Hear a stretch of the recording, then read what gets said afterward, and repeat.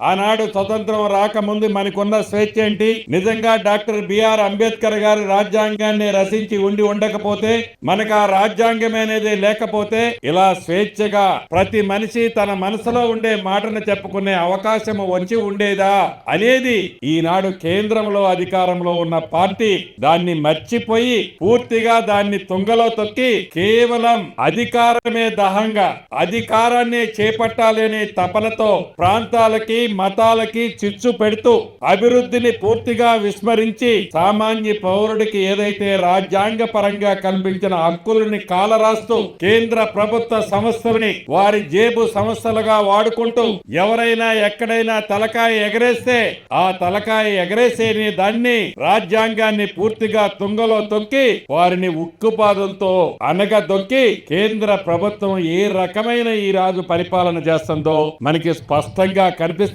దాన్ని ప్రతి గ్రామంలో ప్రతి ఇంటికి తీసుకుపోవాలి పరిస్థితి ఈ భారతదేశ పౌరులుగా మన అందరి మీద ఉంది. కాబట్టి రాజ్యాంగం అనేది మహా పవిత్రమైన గ్రంథము అనేది ఏదైతే విస్మరించి కేంద్రంలో నాకు అధికారం ఉంది, ఏది చేసినా చెల్లుబాటు అవుతుంది అనే మత్తులో దేశంలో ఉన్న రాష్ట్రాలని చిన్న భిన్నం చేస్తూ పరిపాలిస్తున్న కేంద్ర ప్రభుత్వానికి కనువిప్పు కల్పించాల్సిన బాధ్యత ఈ దేశ పౌరులుగా ఈ రాష్ట్ర పౌరులుగా మన మీద ఉన్నది. దాంట్లో భాగమే జై భీమ్, జై బాపు, జై సంవిధాన్ అనే కార్యక్రమం.